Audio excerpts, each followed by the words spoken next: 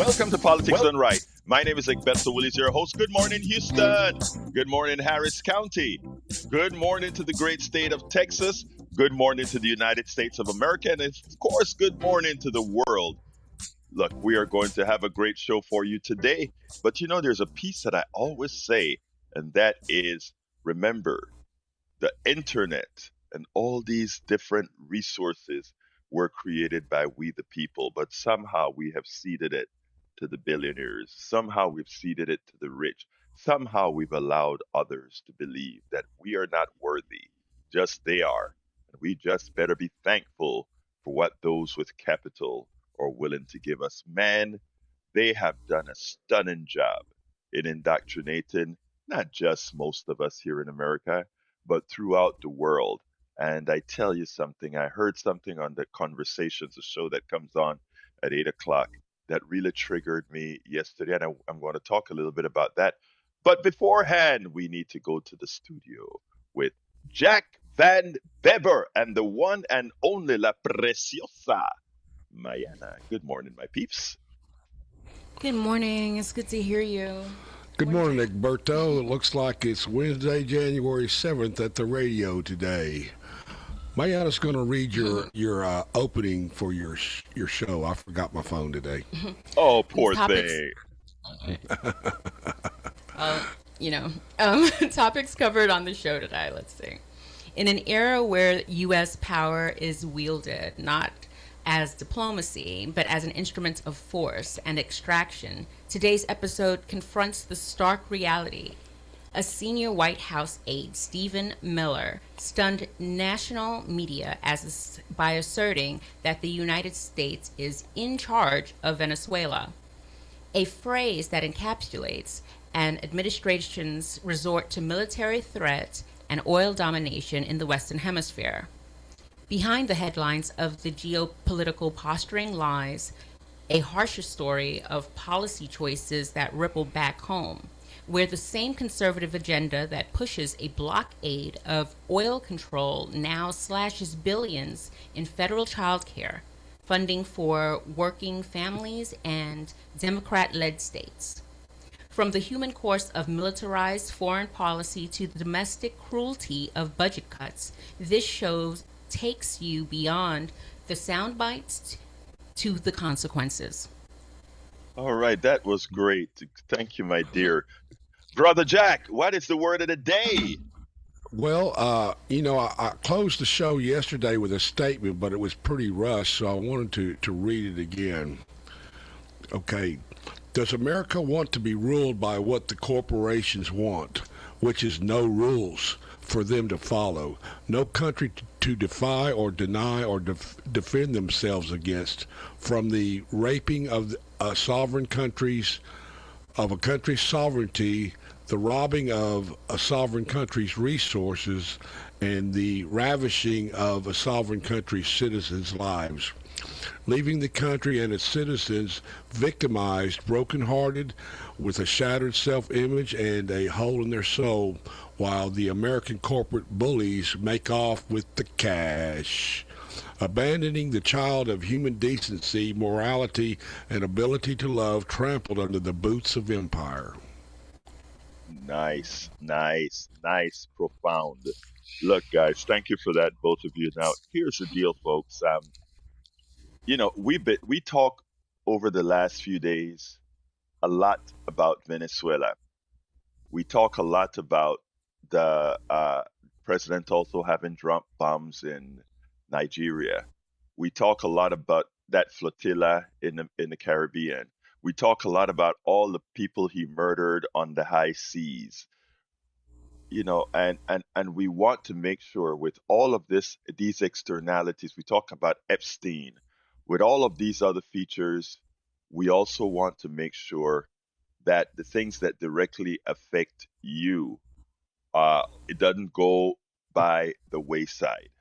So please rest assured that as we talk about Venezuela and all these other issues, we are going to talk about the president denying health care and child care in blue states and other places. We're going to talk about the hospitals closing. We're going to talk about the lack of health care that we have, and we're going to, of course, try to have solutions as well.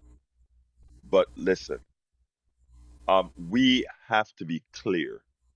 All these things are intertwined. Now, and if any single one goes wrong, it affects us on every aspect. If Venezuela goes down the tubes and creates some very large disruptions, even as a lot of oil from Venezuela isn't going overseas, if you will, it can create a whole disruption in the energy markets. There's a lot that can happen. So, all of these things, we have to be able to walk and chew gum at the same time. So, but rest assured that unlike the mainstream media, we're not going to simply hyperventilate on one issue. But Venezuela is in fact present right now.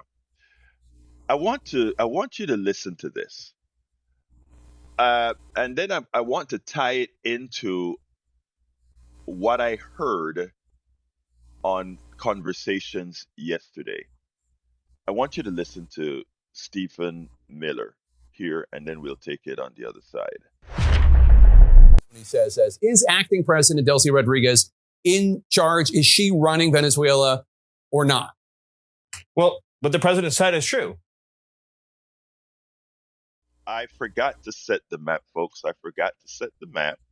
I just changed this up for this particular clip for this morning, so I'm going to have to set it up again. This is what happens when you get public media controlled by just independents, where we do it all on our own. But I need you to hear this bombacity, or whatever is the correct way of saying it. I think I have it right. Okay, here is Stephen Miller, and I think I got it this time. Here we go. He says, is acting President Delcy Rodriguez in charge? Is she running Venezuela or not? Well, what the president said is true. The United States of America is running Venezuela. By definition, that's true.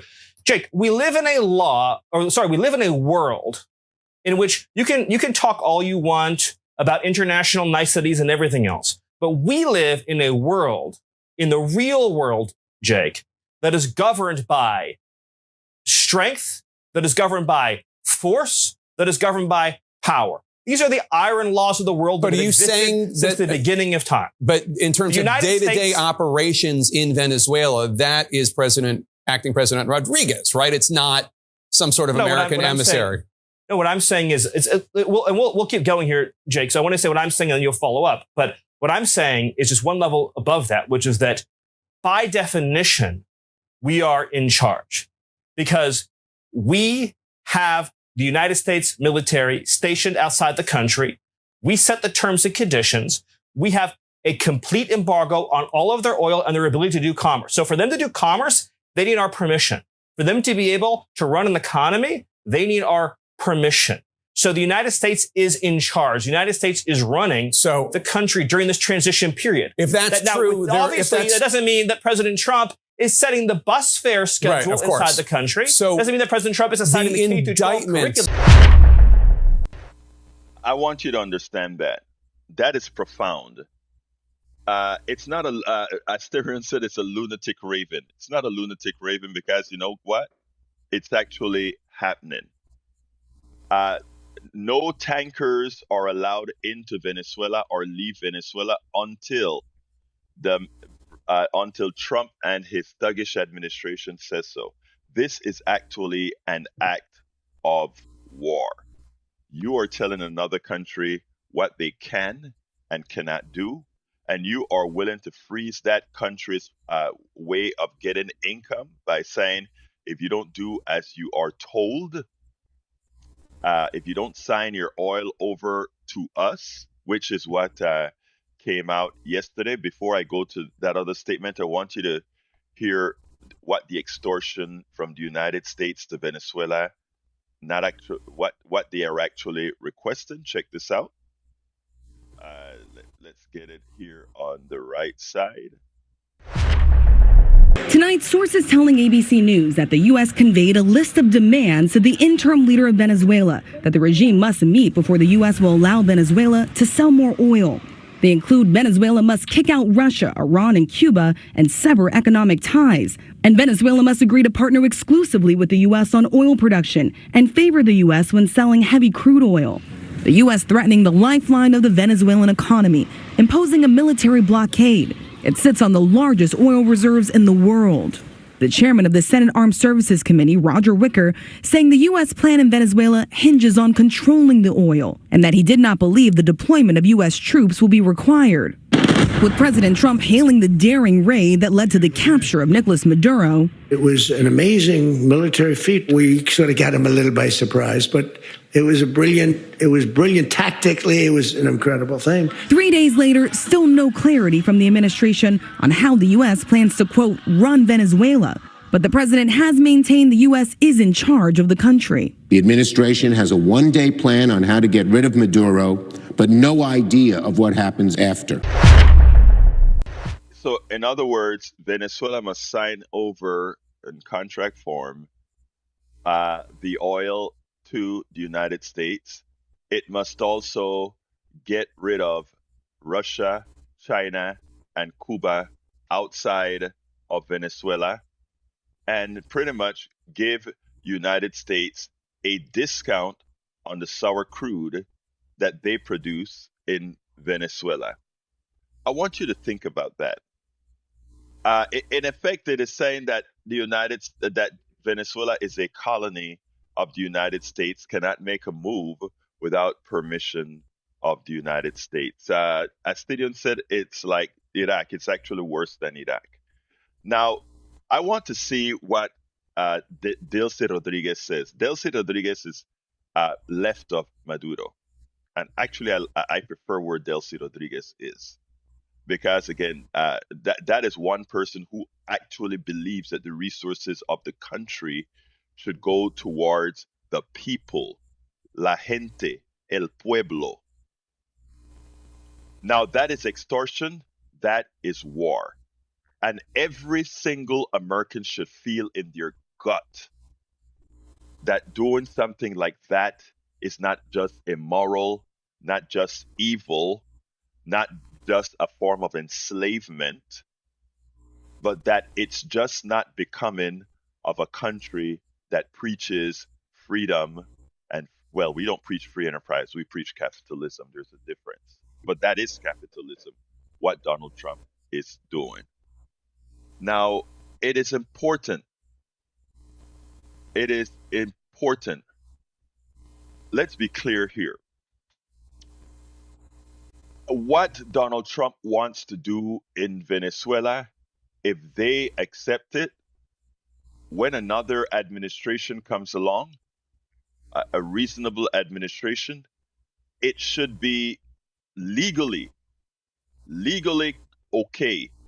Unlike every treaty the United States have signed, whether it's with the indigenous people, whether it's with the world, whether it's with every treaty we break, this is a treaty or a contract if Venezuela were to sign just to get things moving for the sake of their people, should break.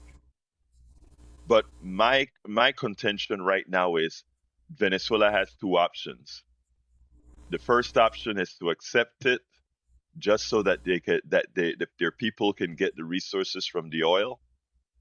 Or number two, go ahead and say, no, we're going to do the martyrdom, let the United States bomb, and henceforth the guerrilla warfare will begin.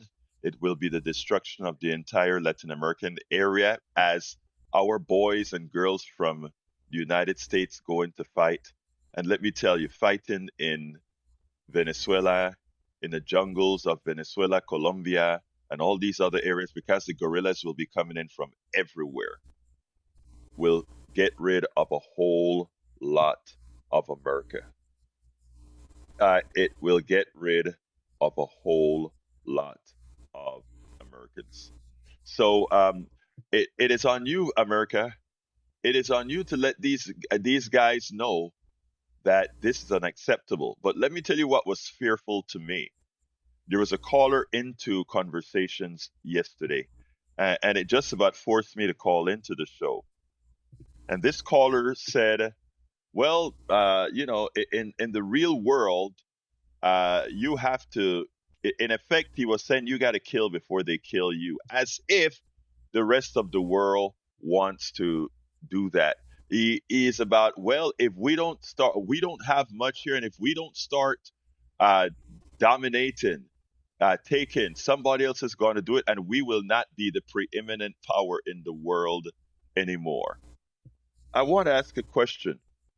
We are 5% of the population. What is it that makes us need to be the preeminence of the world? Why can't we have a shared world? But again, that is what our economic system demands. When I talk about the abstraction, well, what capitalism does is abstract the evil that is imposed on all those that are not immediately present in it. That's what I'm talking about. We are seeing openly what the United States has done to Venezuela. We haven't seen openly what Belgium has done to the Congo, what Burkina Faso, what France have done to Burkina Faso, etc., etc., etc. So here's the deal, folks. We are, in fact, at a crossroad in the world. And all Donald Trump did was show who our economic systems leaders are on steroids. That's all he did.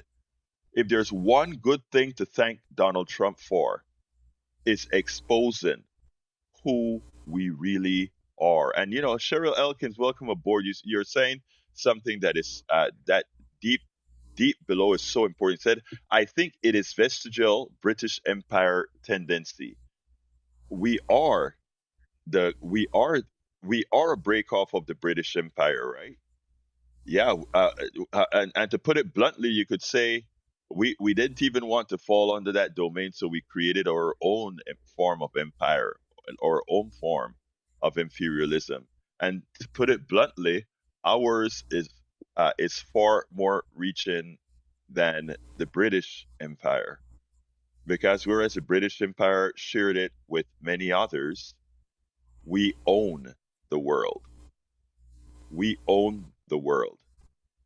We are going to have to really start realizing that as the world moves on, and as what they I played a piece yesterday on my 3 o'clock show, and that piece talked about which country are the real rich countries, and this was a woman out of Africa. I don't remember what country she's out of, but she pointed out all the riches of the West, or much of the riches of the West, gold, diamond, much of the good oil, etc., come out of Africa. And she said, but somehow the rest of the world look at us as a basket case, But for your economies to survive, you're getting all the things out of this country, out of Africa. Suppose we stopped and we started doing these things ourselves. We don't need to be a basket case. We are the rich ones. And she pointed out something that former Prime Minister of France said, and that is, if we could not control the resources that we get out of Africa, because even as Africa has these independent former French colonies, they are still using a special French franc. They're still 75% of their assets are still going into the French bank or something of that nature. And they said if these guys were to wise up and that stopped, France would be a third world country. I mean, there is so much that we ought to know. Anyway, let's see what else is here. The phone lines is 713-526-5738. Again, that telephone number, 713-526-5738 is the telephone number if you have anything that you want to add to it. I have a piece I think I'm going to be doing tomorrow on how, after January 1st, what has really happened in our healthcare. Let's see. March KJ said, BS, the rich want to take over everything, people, land all over the world. We as Americans had been doing a lot of global things. So stop saying Americans, the rich, are doing this. Interesting. Very good. I get exactly what you're trying to say, Marge. I'm getting exactly what you want to say. All right. Welcome aboard, Joe from Los Angeles, California. Harry Denson from Missouri City, Texas. Welcome aboard, Lisa Blair, Atlanta, Georgia. Lee the Bearcat from Austin, Texas. Henry, I think I got Harry Denson from Missouri City. I got you already. And of course, we've got Sydney Hammett, Marnie, Lynette, Astadian, Marge KJ, and bringing up the time.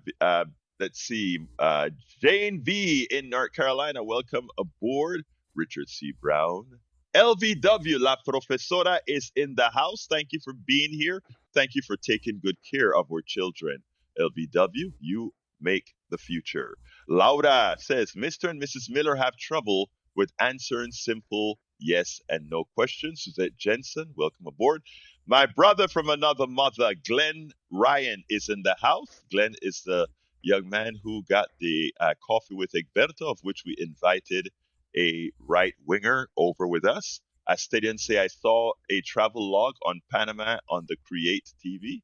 Yep, Panama has a lot of great places. The only thing that's happening to Panama right now is there's so many foreigners moving into Panama right now that it's making a lot of things difficult for Panamanians because the prices in many areas are going up, creating various problems. Cheryl Elkin, welcome aboard. Cheryl is in from Massachusetts.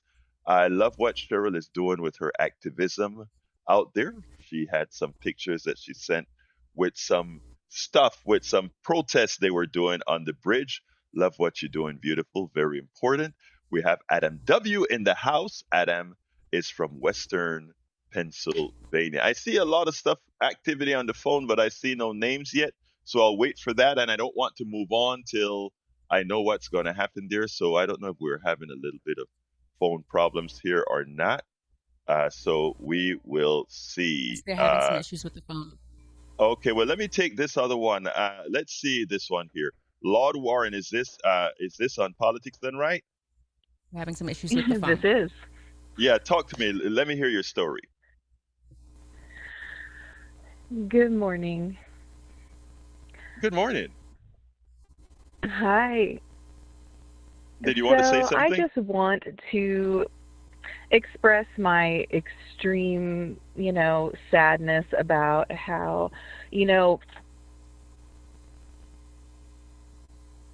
because the overnight before January 6th, the White House goes in and they change up the website and they rewrite history. And the fact that I can no longer go, I can't direct my students to go to any .gov websites anymore and actually, show them that Hey, Egberto.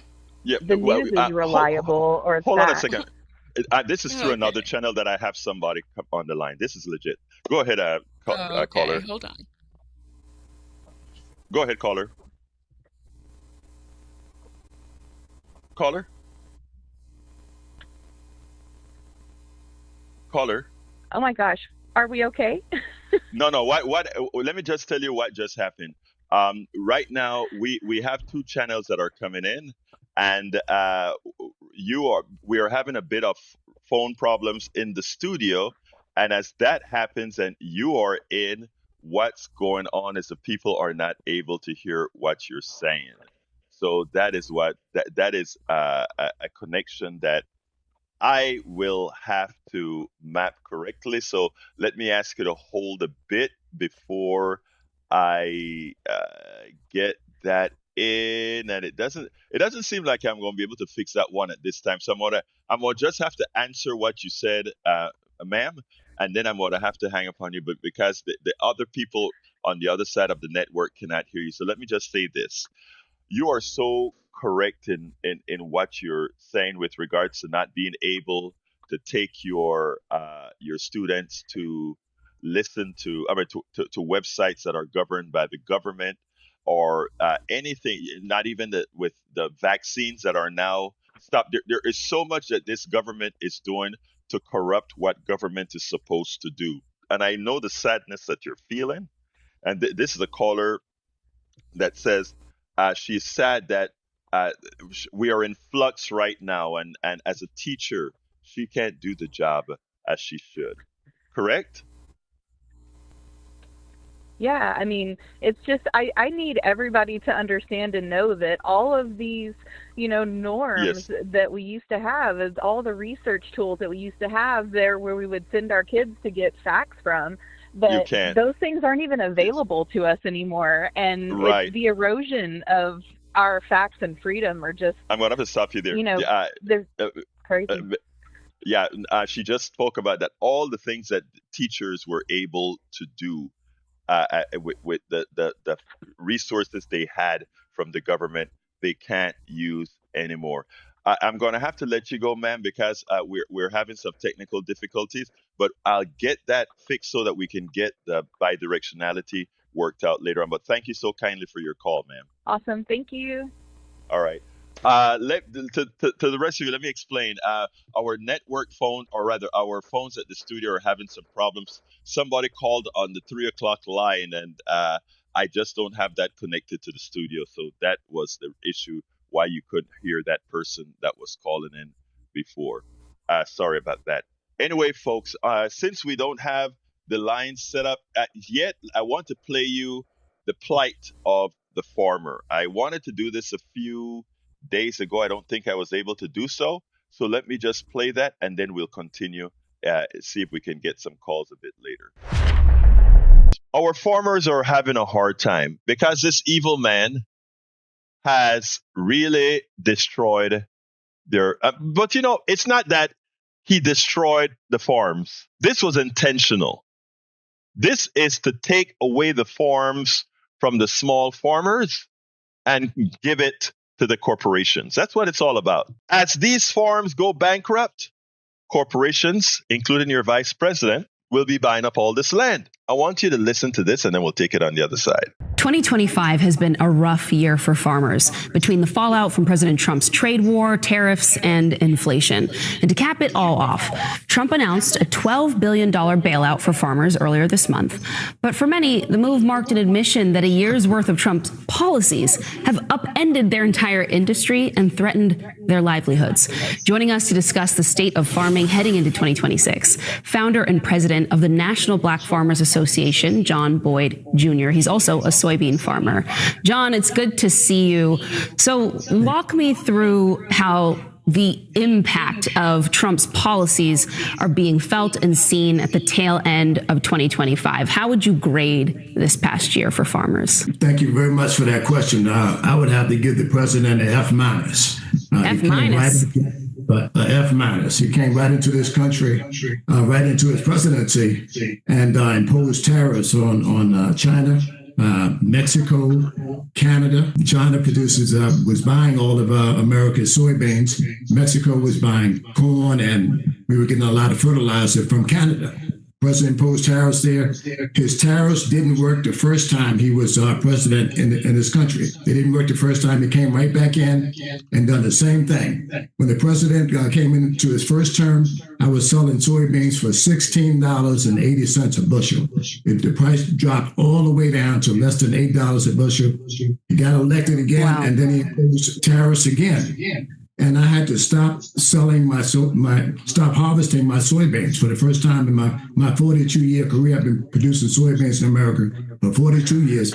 This is the first season I had to stop harvesting soybeans because the grain elevators were full because China was not buying any soybeans. My mortgage is due tomorrow, January 1st. My mortgage is due. I don't have enough money to pay that mortgage as I sit here and speak to you. And now this president announces $12 billion, but the farmers can't get the money until February. And I just explained to you that farmers' notes are due And between November and January, minus due in January.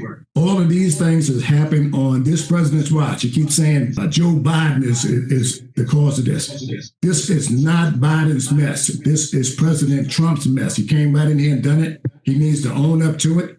The bailout that he's proposing, $12 billion, is a drop in the bucket for agriculture, people. It really is. He gave $40 billion to Argentina. Well, that money should have been coming to America's farmers if he wants to save farmers. The average size of a farm for a black-owned farm is roughly 50 acres.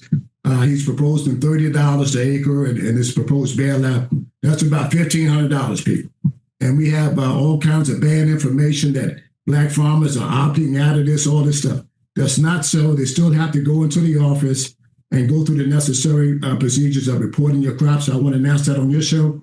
Farmers should still go into the FSA office and apply. Even though you're not going to get much apply anyway, we still have to have these resources to get to this bottom line. This president had a meeting at the White House, and I was trying to go to that meeting. He said, his administration said I couldn't come because something about DEI. There is that you couldn't come, a fourth generation farmer, you couldn't come because of DEI? Because DEI, they said it was moving away from DEI, and that they were going to focus primarily on large-scale white farmers that produce the most food, is what this administration says. So here it is. He's hurt my farming operation that I've just explained to you, and I have about 2,000 acres here in southern part of Virginia. But we're not good enough to come and sit at the table and tell this president that he's doing a sorry job for America's farmers. And then he wants to do away with immigration in this country. Somalians, Ethiopians, anybody that look like John Boyd, he wants to ship them people out on the deadline, but he wants to bring white farmers into this country from South Africa and give them a fast path to citizenship, land out of inventory in the homestead, things that they've never done in this country for a black person that looks like me. That's why I give this president a F-. One, he says me, because I'm black, this is pretty much what they're saying, people, that I can't come to the meeting. But I want to tell you, there's no DEI on my farm. My cows eat the same amount of hay as a white man's cows. I have to be able to produce a crop in this country. All of these things. The DEI is required when I leave this because of the companies and how they're treating black farmers in this country. We basically lost all of our land.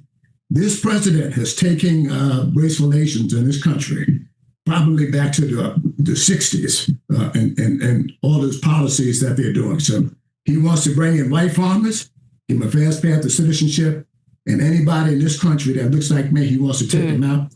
But I want to say this. He made a mistake by taking immigrants out of this country. They're doing a lot of work that many Americans do not want to do in this country. And he hurt agriculture. And he sold his base out, which is white farmers in this country, when he did that $40 billion bailout. And I've seen them all on your network telling you, and I've been out here 42 years. I've never seen. They're being squeezed in all the ways that you've described, and that's not even to mention the fact that the expiring healthcare subsidies are going to hurt many farmers as well.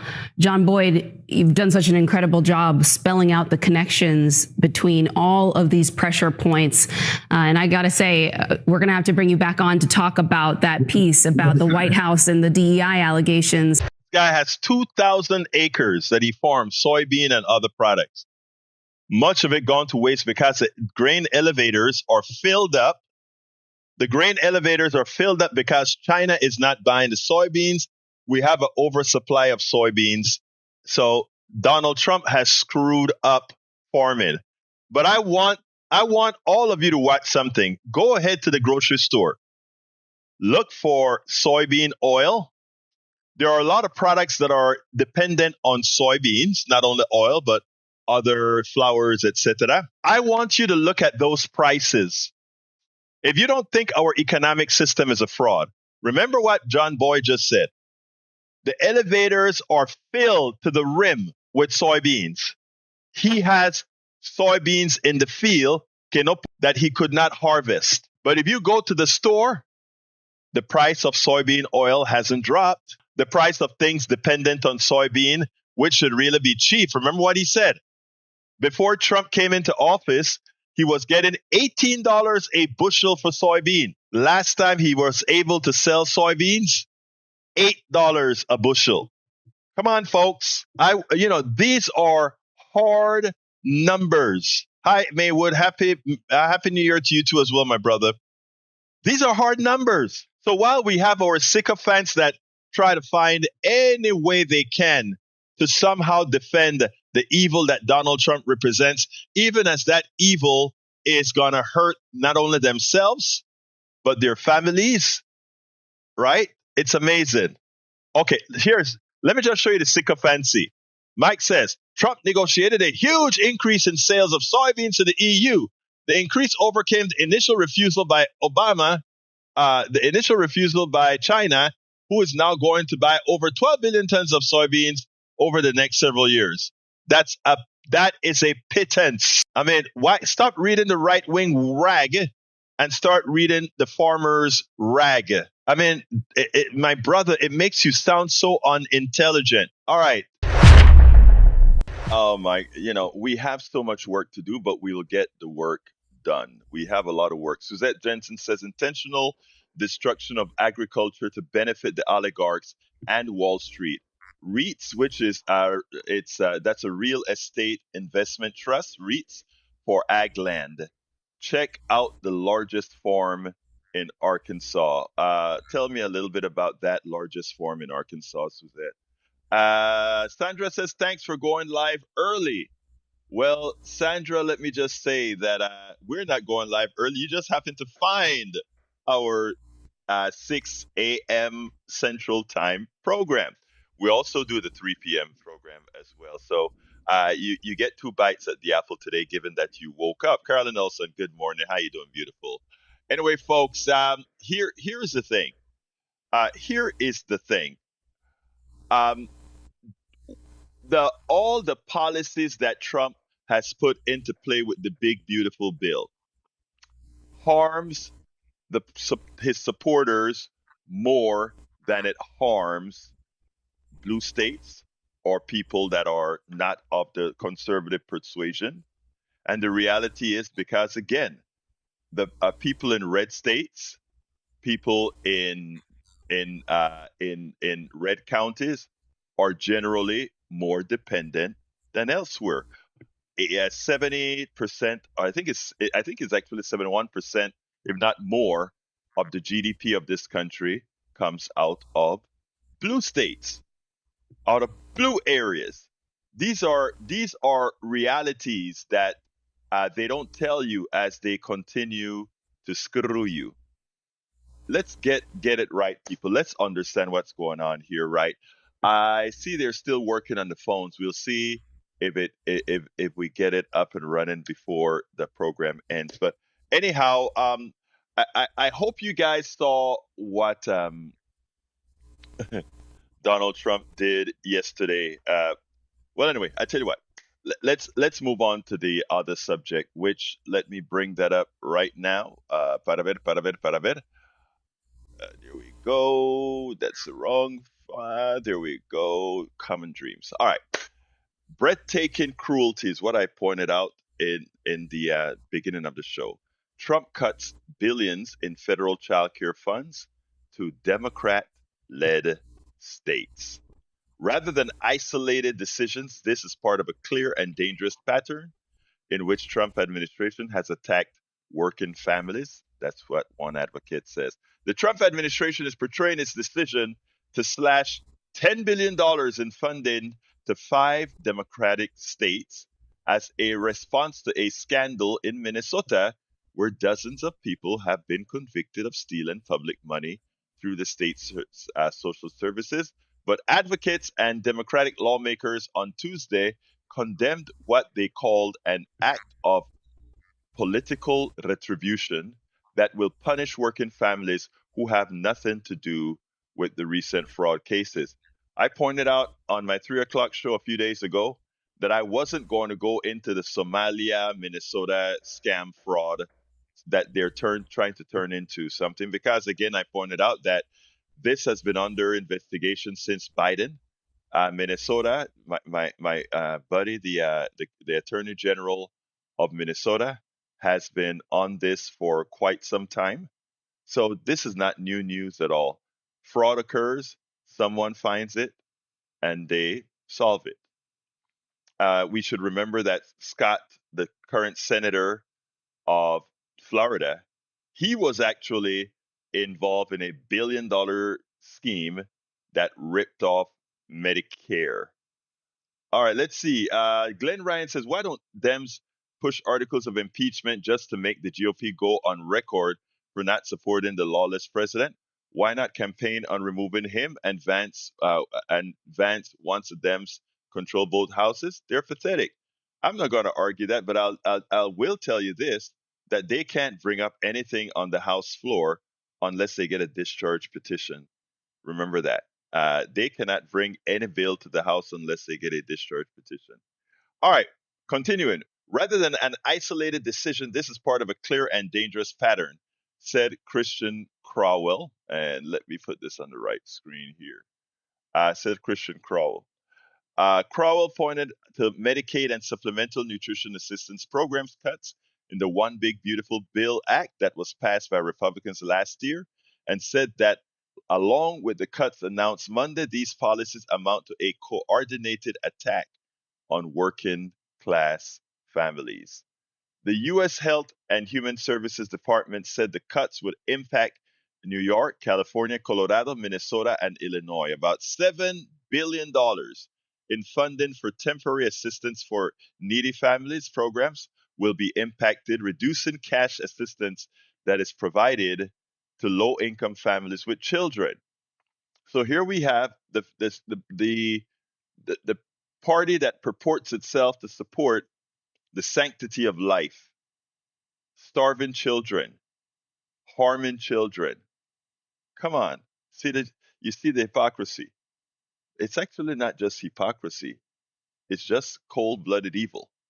The 5 states will also collectively lose nearly $2.4 billion in assistance for working parents through the Childcare and Development Fund and $870 million for social service grants. The funding freeze follows the administration's suspension of $185 million in annual aid to childcare centers in Minnesota and a pause it announced on childcare funding for all states until officials could prove verification data about how the money was being spent. A response to what Deputy HHS Secretary Jim Neal called blatant fraud that appears to be rampant in Minnesota and across the country. Wow. Wow, wow, and wow.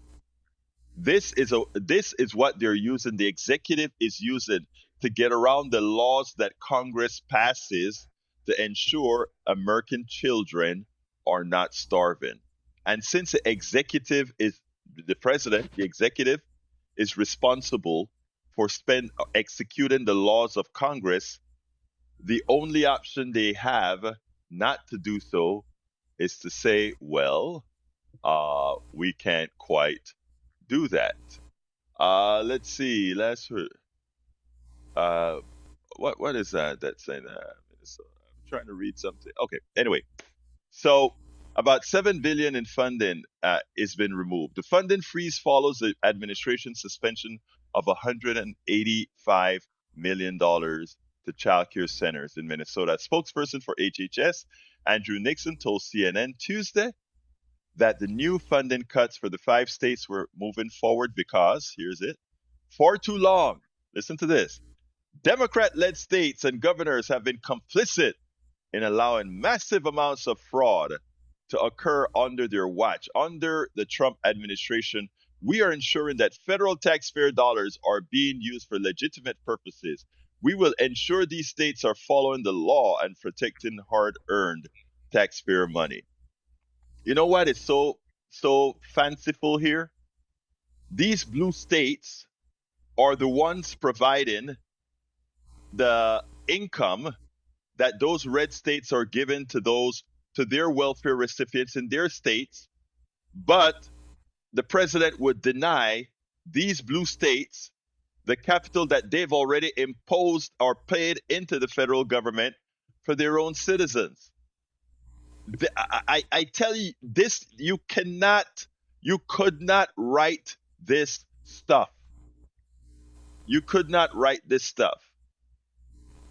It is so sad what they're doing.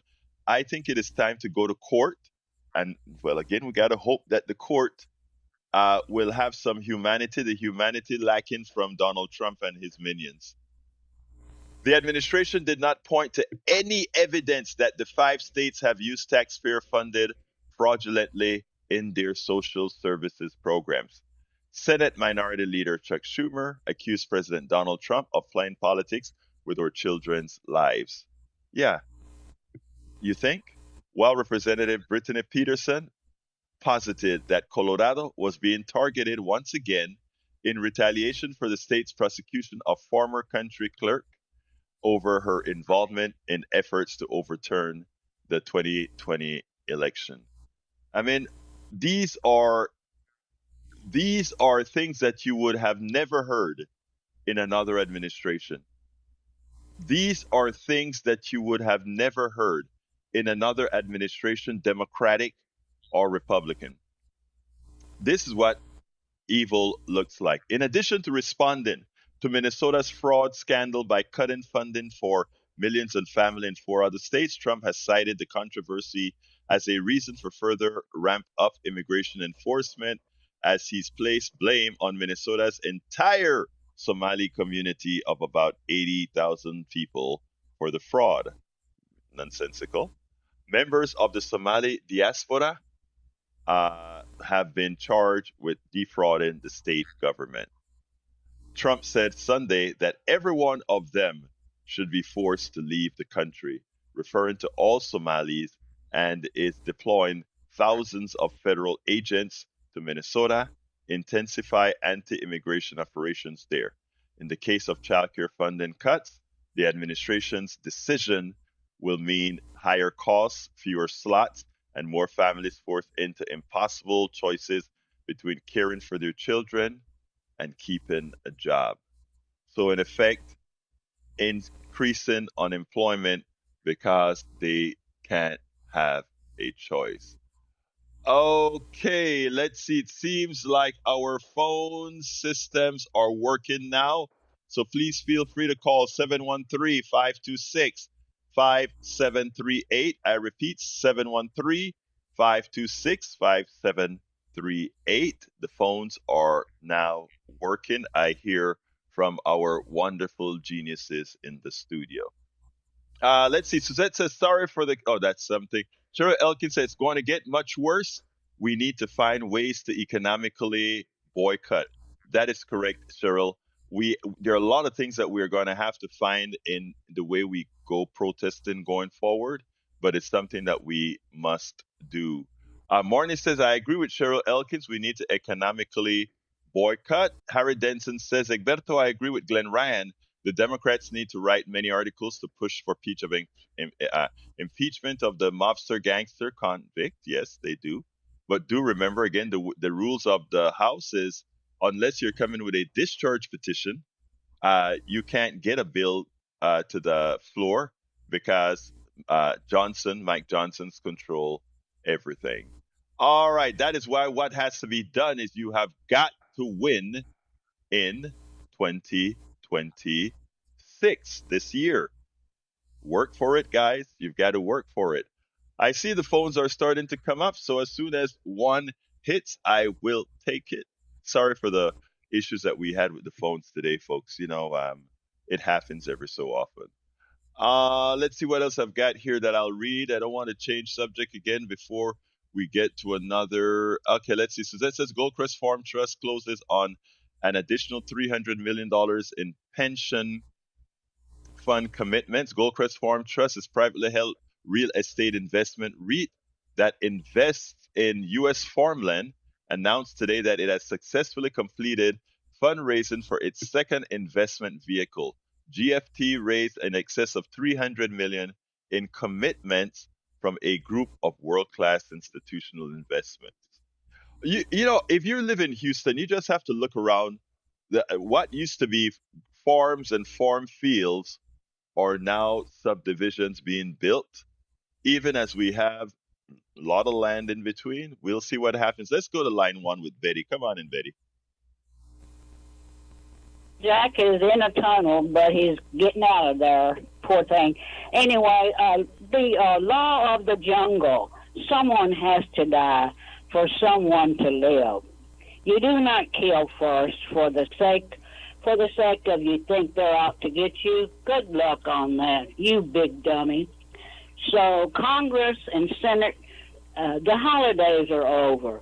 With all your senses about you, do your job in a loving way. We are waiting. Love you.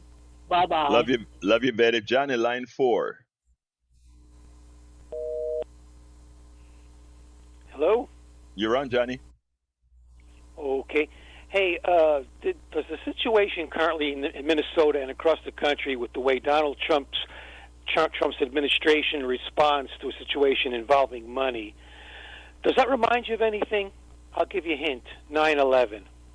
Oh yeah. I mean, there is so much in 9/11. I don't know which one you're speaking about, but one of the things that we perfected in 9/11 is to get the private contractors to do everything, in which costed 3, 4, 5 times what it costs if we allowed the military to do it. But continue, brother. No, that's one of them, but I didn't think about that until you just mentioned it. But I was thinking more in terms of gross hammers instead of fine scalpels. Oh, yeah. 9/11. After 9/11 happened, what did the Bush administration do? Instead of treating it like a police action, what he did was not using commandos, but taking the military and invading an entire country that wasn't even involved in 9/11. And then another country, year and 3+ months later. This is how the Republicans do. You take a problem, like let's say some suspected fraud in the state of Minnesota, for example, and instead of continuing the funding but hiring extra people to examine the books and find out who is stealing, you punish everybody. That'll serve them. Johnny, got to go. Out of time. Administrative policy. You're absolutely right. Thank you, Johnny. Donald, come on in line 3. I was going to say, no hooey, Sherlock Wheelies. You started to tell me something. Look at who draws up the contract. I got in more trouble over contracts if somebody told me to sharpen my pencil, and I told them, yeah, it'd be easier to stab you in the neck with. Oh, but God. The point is, you think right now, if J.D. Rockefeller invested all that money somewhere else, and we were, he got screwed over, you think we'd do anything? No. But we made these corporations so that everybody's involved in them. We would tell him to go pound sand down a rat hole.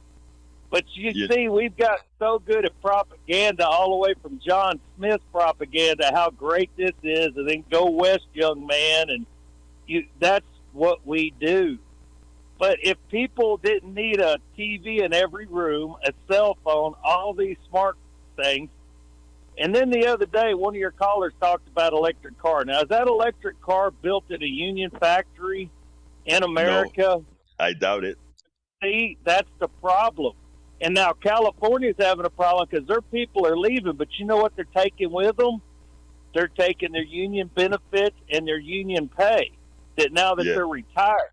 So they're going to all these states that don't have the taxes, that don't have the high, rate of everything, and they've taken that money. So California needs an influx of people, not only for the votes, but also for the revenue. So we've got a huge problem in the United States because everybody's moving around and taking their money with them. They're moving from Michigan and all the Detroit and everything else down to Florida. Well, they're still getting their pension check. You see where the problem's coming at. You have a very smart thing that I should write something about, and that is people making their fortune in blue states and then extending their fortune, being able to live cheaper in red states that don't have services. But the blue states, people who move into red states live like kings and queens, as the people originally from that red state live like paupuses. Donald, you gave me another topic to write about. You're a good man. Let's talk another day. I got to go to Bart. Yes, sir. Take care, brother. Bye. Peace. Bart, come on in. Yes, good morning, sir. I heard about the Minnesota fraud. I was wondering if you could explain or tell us why Tim Walz, the governor, had resigned. Because of, I'll be honest with you, he's resigning because I think as far as the battle of propaganda, as usual, the right wing is better at it, and the amount of fight that he would have to put into that battle, it'll detract from running for the governor. Why not let another Democrat hold that seat? So that's the reason why. So if you expected me to say that, oh no, it's not because of the Minnesota fraud, I want to speak the truth, brother.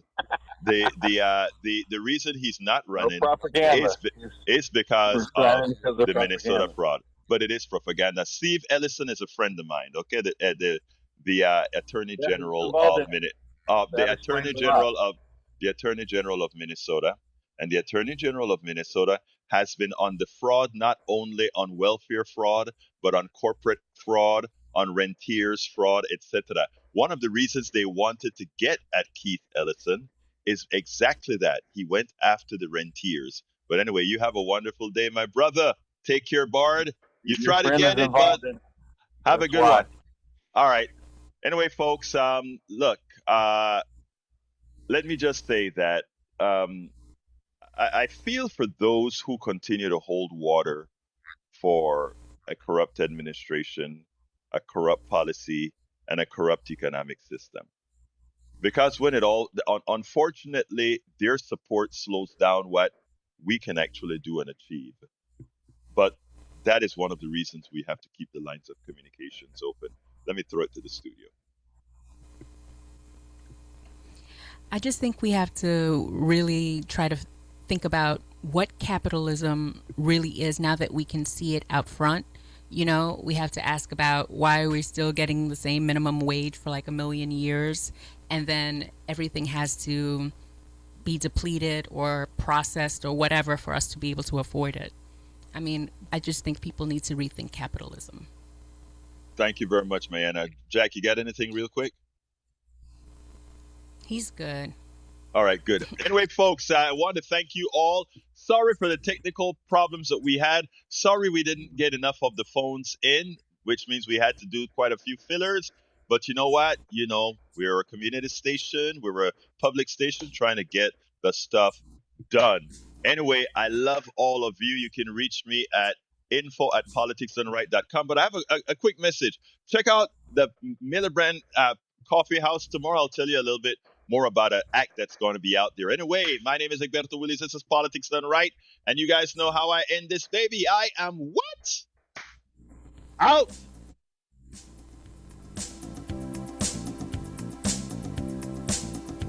You're listening to the American Democracy